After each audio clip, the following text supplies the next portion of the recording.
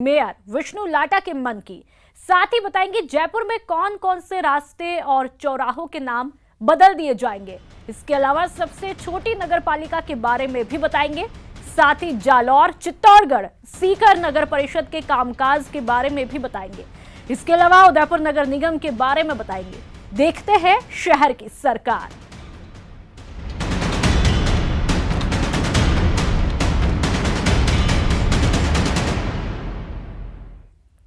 जयपुर के मेयर विष्णु लाटा एक बार फिर मेयर बनने की ख्वाहिश पाले हुए हैं। लाटा ने यह भी बोल दिया कि वो इसके लिए ही काम कर रहे हैं। देखिए, विष्णु लाटा के दिल की बात जुबान पर। सामने आई मेयर बनने की ख्वाहिश,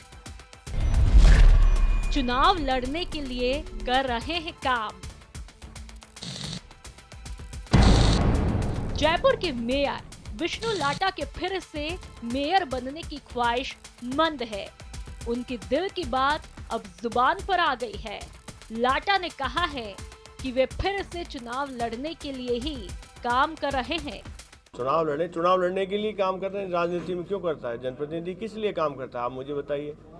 कार्यकर्ता से जनप्रतिनिधि बनना चाहता है, जनप्रतिनिधि से और बड़ा है विधायक बनना चाहता है, विधायक से एमपी बनना चाहता है। एक लालसा होती है, चलती रहती है। मेयर के सीधे चुनाव को लेकर लाटा से सवाल पूछा गया तो वे सवाल को टाल गए। लाटा ने कहा ये राज्य सरकार के क्षेत्राधिकार का मामला है। उन्होंने ये जरूर कहा कि अगर सीधे मेयर का चुनाव होता है तो वे कांग्रेस के कहने पर चुनाव जरूर लड़ेंगे। लाटा ने ये भी कहा सीधे चुनाव नहीं हुए तो भी लड़ लेंगे। मेरी राय क्या है, जैसी सरकार निर्णय करेगी तो डायरेक्ट करेगी तो डायरेक्ट में लड़ लेंगे, इनडायरेक्ट लड़ेगी तो इनडायरेक्ट में लड़ लेंगे। लाटा के संकेतों से लगता है वो मेयर बनने की चाहत पाले हुए हैं, लेकिन अभी पत्ते नहीं खोलना चाहते हैं। लेकिन वो कांग्रेस की तरफ देख रहे हैं। दीपक व्यास, न्यूज़ 18, राजस्थान, जयपुर। मेरी राय क्या है? जयपुर नगर निगम की बैठक में कई अहम फैसले हुए। आगामी चुनावों को देखते हुए कई लुभावने फैसले लिए गए। पिंक सिटी में रास्ते, चौराहों और पार्क का नाम बदलने का सिलसिला शुरू किया है। जयपुर नगर निगम के फैसले, नामकरण के प्रस्ताव मंजूर, बदलेंगे कई रास्ते, चौराहे और पार्कों के नाम। जयपुर नगर निगम में इसी की हुई बैठक में आम जनता को खुश करने के लिए कई लोक लुभावने फैसले किए गए। बोर्ड की अंतिम कार्यकारिणी समिति की बैठक में नाम बदलने के प्रस्तावों को हरी झंडी दे दी गई है। मेयर विष्णु लाटा की अध्यक्षता में हुई इस बैठक में पानी पेच से चांदपोल तक की रोड का नाम चमत्कारेश्वर महादेव रोड, पुरानी चुंगी से खातीपुरा रोड तक के नाम को कर्नल होशियार सिंह मार्ग, राजभवन के पीछे स्थित पार्क का नाम परशुराम पार्क, झोटवाड़ा चौराहे स्थित सर्किल का नाम किशोर सिंह सर्किल, आमेर सामुदायिक केंद्र का नाम महात्मा ज्योतिबा फूले सामुदायिक केंद्र, सांगानेर स्टेडियम का नामकरण पूर्व डिप्टी मेयर घनश्याम बगरेट के नाम पर करने समेत कुल 40 से ज्यादा नामकरण के प्रस्तावों को मंजूरी दे दी गई। जैसे चांदपोल से चमत्कारेश्वर महादेव तक की जो पानी पेच तक का चौराहा है उसका नाम चमत्कारेश्वर महादेव के नाम से किया है। इसी तरह से महात्मा ज्योतिबा फूले साहब के नाम से भी हमने एक सामुदायिक केंद्र का आमेर में नाम किया है। एक आनंद जो एक सर्किल का है इधर 22 गोदाम इसकी तरफ में स्वेस फार्म के पास में माँ सावित्री देवी जी के नाम से किया है। कार्यकारिणी समिति की बैठक में घर में एक गाय या भैंस उसके बछड़े के साथ रखने का प्रस्ताव भी पारित किया गया। इसके लिए 30 वर्ग गज का खाली क्षेत्र होना अनिवार्य होगा। इस प्रस्ताव को मंजूरी के बाद राज्य सरकार को भेजा जाएगा। बैठक में अनुकंपात्मक नियुक्ति, मृतक आश्रित कर्मचारियों के स्थायीकरण और बहाली से जुड़े कई प्रस्तावों को भी मंजूरी दी गई। दीपक व्यास, न्यूज़ 18, राजस्थान, जयपुर। और आइए अब आपको मिलवाते हैं एक ऐसी नगर पालिका से जहां की जनसंख्या महज 873 है और मतदाताओं की संख्या 123। जी हां, चौंकिए मत, आंकड़ों के इस खेल की तस्वीर निकलकर सामने आई है नसीराबाद नगर पालिका में। देखिए,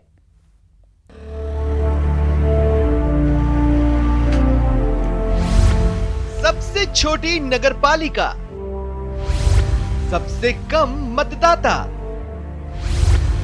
कम आबाद नसीराबाद।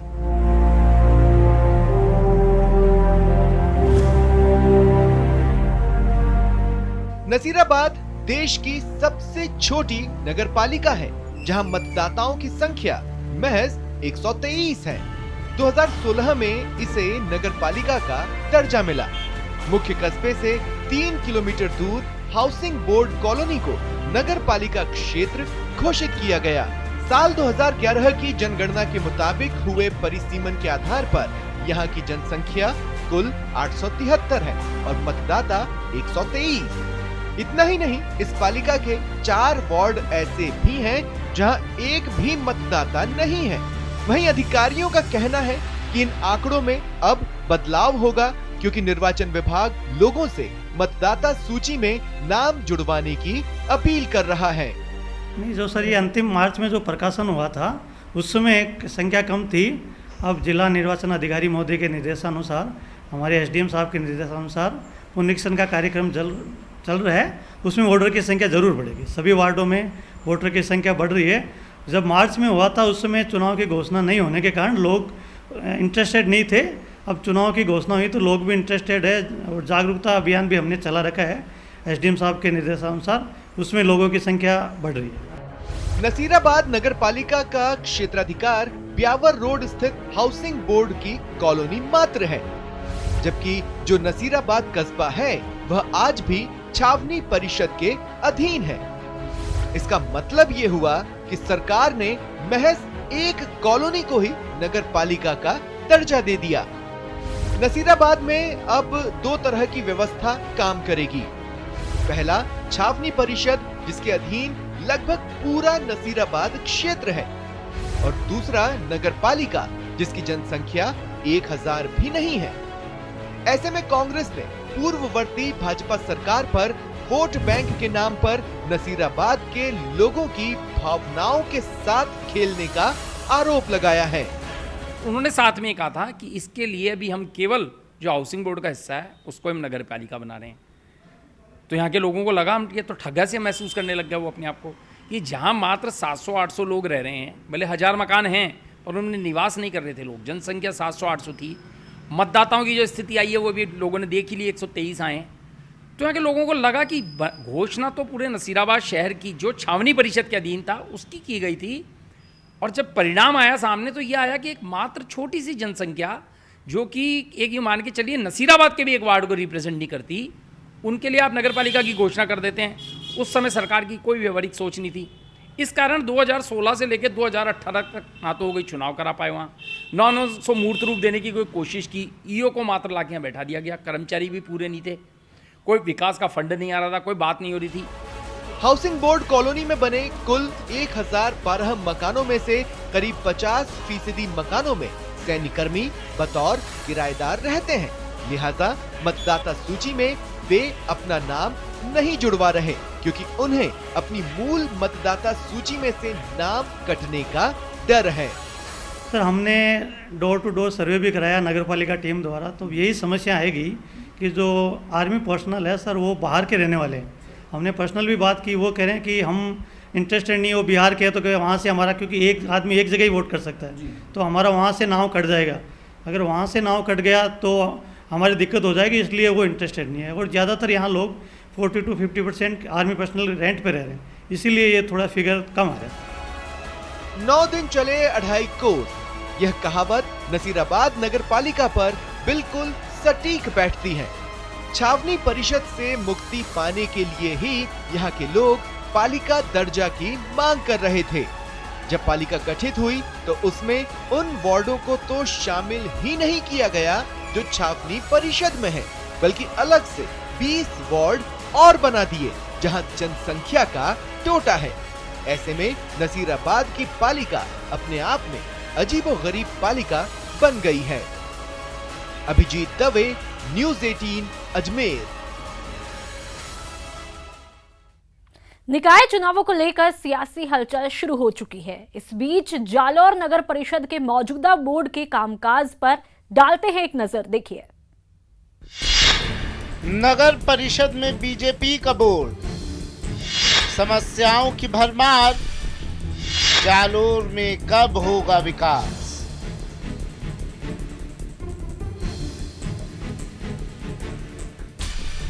जालोर पर्यटन की दृष्टि से महत्वपूर्ण जिला है। यहाँ की नगर परिषद में अभी बीजेपी का बोर्ड है। यहाँ निकाय चुनावों को लेकर हलचल शुरू हो गई है। इच्छुक उम्मीदवार टिकट जुगाड़ने में लग गए हैं। बीजेपी बोर्ड में कितना कामकाज हुआ, इसको लेकर बीजेपी पार्षदों, विपक्ष और जनता की अलग अलग राय है। लेकिन जनता शहर के गड्ढों, खराब लाइटों, आवारा पशुओं और सुविधाओं के अभाव के चलते बीजेपी बोर्ड से नाखुश नजर आती है। अभी आपने देखे होंगे ये खड्डे, ये नगर परिषद जालोर की मेहरबानी है। वर्तमान में नगर परिषद जालोर के चुनाव होने वाले हैं, परंतु जो नगर परिषद इन खड्डों को सही नहीं कर सकता, वो क्या विकास का काम करेगा। सभी आप जनता से, जालोर की जनता से मेरा यही अनुरोध है कि जो काम करवाए आप उन्हीं को विजेता बनाए, ना कि निकम्मों को बनाए। इन खड्डों के कारण आए दिन दुर्घटना होती रहती है, जिससे बहुत से व्यक्ति दुर्घटनाग्रस्त होकर हॉस्पिटल में पहुँच चुके हैं।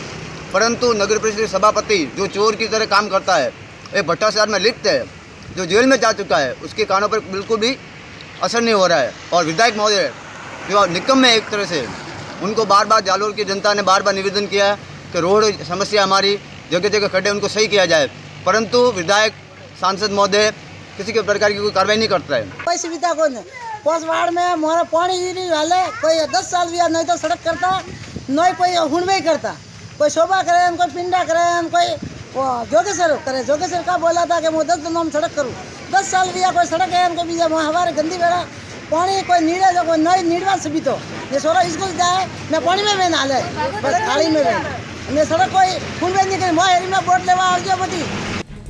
भंवरलाल माली 5 साल पहले नगर परिषद के सभापति बने थे, जिनको भ्रष्टाचार के मामले में एसीबी ने दलाल सहित गिरफ्तार किया था और 20 दिन की जेल भेजा था।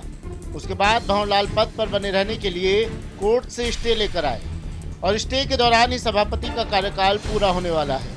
लेकिन भ्रष्टाचार सभापति का पीछा छोड़ने वाला नहीं है, क्योंकि इसे लेकर बीजेपी बोर्ड और सभापति दोनों ही सीधे विपक्ष के निशाने पर रहते हैं और अब ये इनके लिए गले की हड्डी साबित होने वाला है।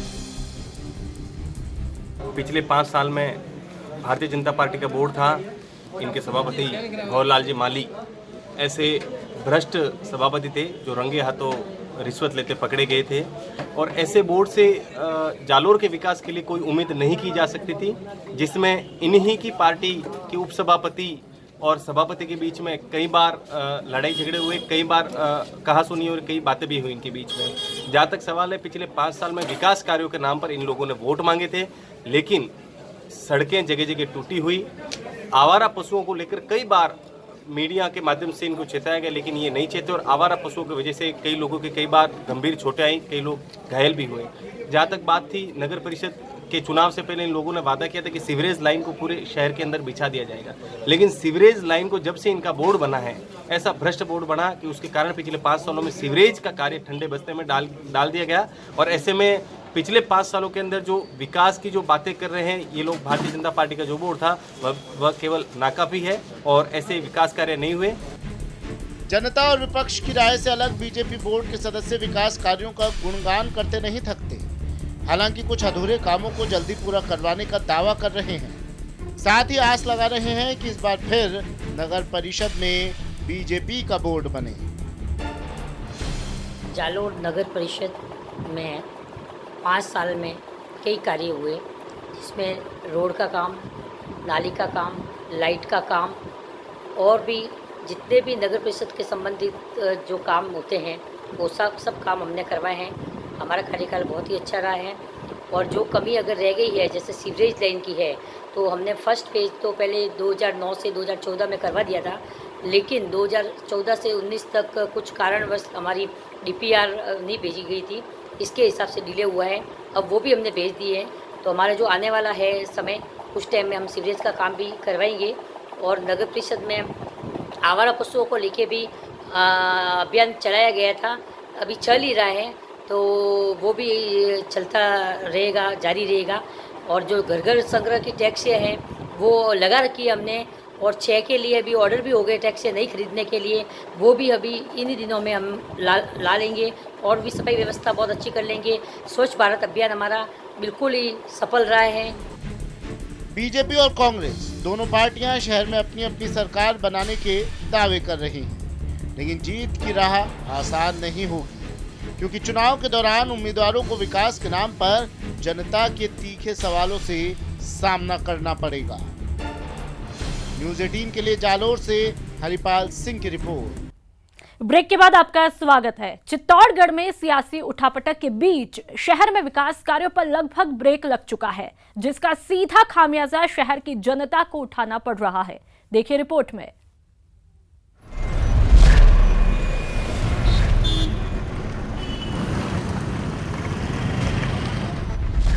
सड़क पर गड्ढे,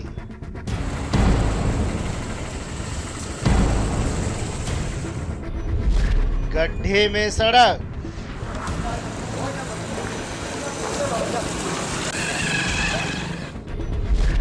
सड़क पर मवेशियों का आतंक।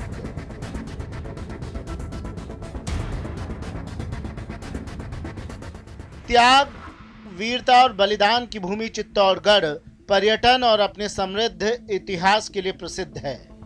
अभी निकाय चुनाव की आहट के साथ ही सियासी सरगर्मी भी तेज हो गई है, लेकिन जनता शहर की बदहाली से परेशान है। सड़कों पर आवारा जानवरों का आतंक और टूटी हुई सड़कें लोगों के लिए जी का जंजाल बनी हुई है।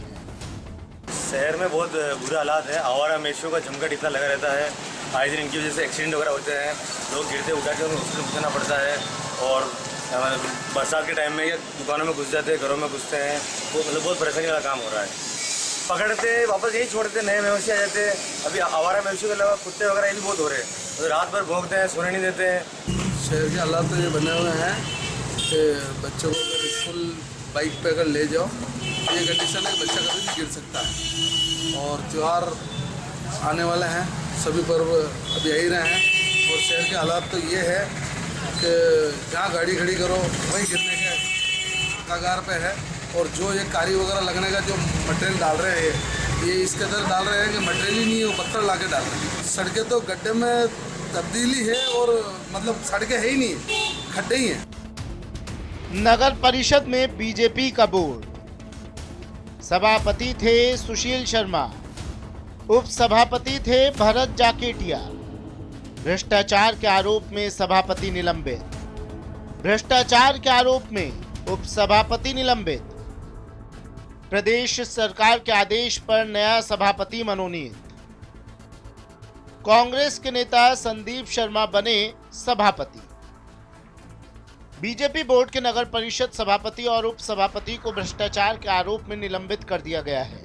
वहीं प्रदेश सरकार के आदेश पर मनोनीत नए सभापति कांग्रेस के संदीप शर्मा भी माहौल बनाने में जुट गए हैं और आगामी निकाय चुनाव में कांग्रेस का बोर्ड बनाने के लिए जनता से भरपूर विकास के दावे कर रहे हैं। दुरुस्त करके चित्तौड़गढ़ शहर को एक दी जावे।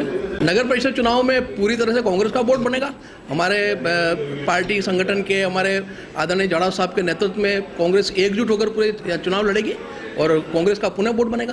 संपन्न जो अनियमितता हुई पद का दुरुपयोग हुआ, जो सभापति महोदय ने उप सभापति को बेनिफिशियरी देकर लाभ देकर जो अपने पद का दुरुपयोग किया, उसी कारण से उनको सरकार ने निलंबित किया और न्यायिक जांच उनके खिलाफ प्रारंभ की है और न्यायिक जांच को प्रभावित न करें इसलिए उनका निलंबन किया गया। माननीय सभापति जी के साथ में शहर में भ्रमण किया था, तब हमने उसी दौरान ये निर्णय ले लिया था कि आवारा जानवरों के ऊपर चूँकि कहीं न कहीं अंकुश करना बहुत ज़रूरी हो गया है, तो आज इस संबंध में मैं माननीय जिला कलेक्टर महोदय से भी संपर्क करके आया हूँ और एडीएम साहब से भी संपर्क करके आया हूँ। उन्होंने पशुपालन विभाग के अधिकारियों को बुला लिया है और ये निर्देशित किया गया है कि भाई जितनी भी गायें किसी भी गौशाला में खपत हो सकती है, उन गायों को आप पकड़कर आप उनको वहाँ गौशाला में छुड़वाने की व्यवस्था सुनिश्चित करें।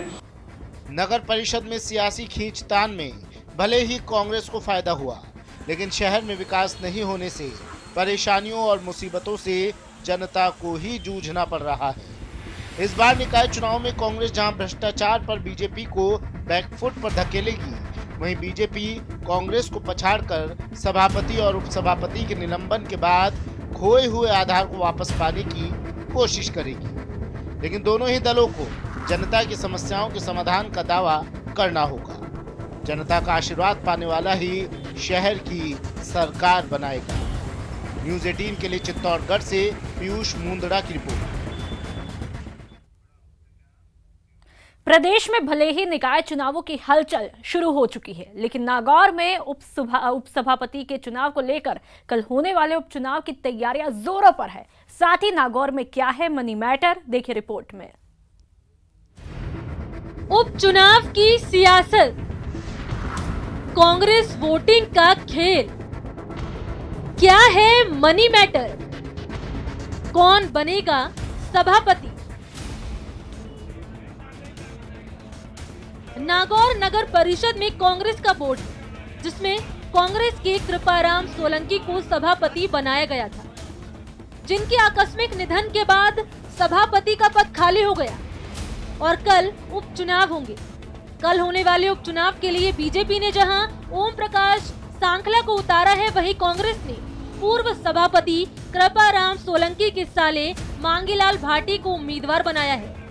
कांग्रेस और बीजेपी के प्रत्याशी उपचुनाव में जीत की कोशिशों में जुटे हुए हैं। नागौर में होने वाली क्रॉस वोटिंग में भी चर्चा हो रही है। वहीं पूर्व सभापति और बीजेपी नेता बिरदी चंद साखला ने नागौर में मनी के खेल को महत्वपूर्ण बताया है। ये नागौर आप जो कह रहे हो सब बातें सही है, ये आपकी बातें हैं जो केवल कागजों में दिखाने की बातें हैं। यहाँ नागौर में शुरू से ही, अभी कोई नया नहीं है, शुरू से ही है, खरीद फरोख्त का शुरू से ही है, चाहे कांग्रेस हो चाहे बीजेपी हो, जिसका मनी का मैटर होगा वो बढ़ेगा, शुरू से ही है, कोई अभी नया नहीं है। समझे नहीं आप? 16 क्या 25 पिछले अभी आ रही है ना, थे हम पूरा प्रयास करेंगे कहीं इधर खरीद फरोख्त की नहीं हो, जो हमारे गए हैं पार्षद उनको भी लाने का प्रयास करेंगे। नागौर नगर परिषद में कुल 45 बोर्ड हैं। कांग्रेस और बीजेपी के प्रत्याशी उपचुनाव में जीत हासिल करने के लिए जुट गए। साथ ही क्रॉस वोटिंग से बचने के लिए अपने अपने पार्षदों को लेकर बाड़ाबंदी कर दी है, ताकि किसी भी तरह की क्रॉस वोटिंग ना हो सके। इसके अलावा पार्षदों को क्रॉस वोटिंग नहीं करने की हिदायत दी है। वहीं कांग्रेस के प्रत्याशी मांगीलाल अपनी जीत को लेकर आश्वस्त हैं और पार्टी द्वारा पार्षदों की बाड़ाबंदी करने से इनकार किया है। पार्षद हमारे पक्ष में हैं, सारा समर्थन उनका है कि ज़्यादा से ज़्यादा सहानुभूति कृपाराम सोलंकी जिया जी की मेरे सहानुभूति का इशारा पूरा मेरे साथ में है। 35 से 37 के लगभग क्रॉस हो जाएगा। कांग्रेस और बाकी जो पार्षद हैं उनके बाड़ाबंदी को लेकर भी खबरें आ रही थी, तो उनका क्या? ये सब फालतू की बातें थी, ये तो राजनीति में सब चलता रहता है, ये तो उतार चढ़ाव राजनीति में चलता रहता है, ये बयानबाजी होती रहती है, कोई बाड़ाबंदी नहीं है। नगर परिषद सभापति के चुनाव में पार्षदों के चुनाव की बजाय सीधा सभापति का उपचुनाव हो रहा है। इसको लेकर कुछ पार्षदों ने कोर्ट की भी शरण ली है। वहीं दोनों दल जीत की हुंकार भर रहे हैं, लेकिन नागौर में क्रॉस वोटिंग और मनी मैटर चर्चित हो रहा है। ऐसे में देखना होगा कि कल पार्षद किसको अपना सभापति चुनते हैं। न्यूज़ 18 के लिए नागौर से महेंद्र बिश्नोई की रिपोर्ट।